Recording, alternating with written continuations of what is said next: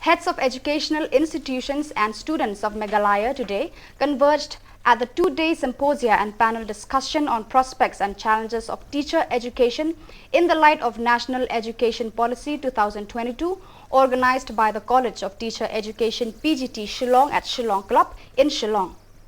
Eminent educationists and resource persons drawn from different parts of the country are deliberating on the pros and cons of the new National Education Policy 2022 before making recommendations to the policy makers. The first day of the symposia began with an introductory note given by Professor B.H. Buam.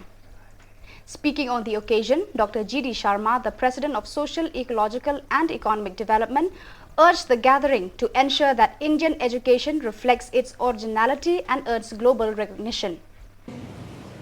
The liberal education, which is not available at the moment, as well as their dropout.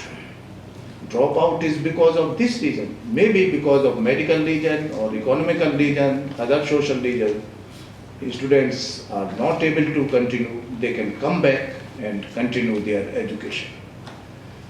So, I am sure when we have less resources in our own college or university, there we can share through online or through having memorandum of understanding with other colleges, with other universities, and then give chance our students to do that.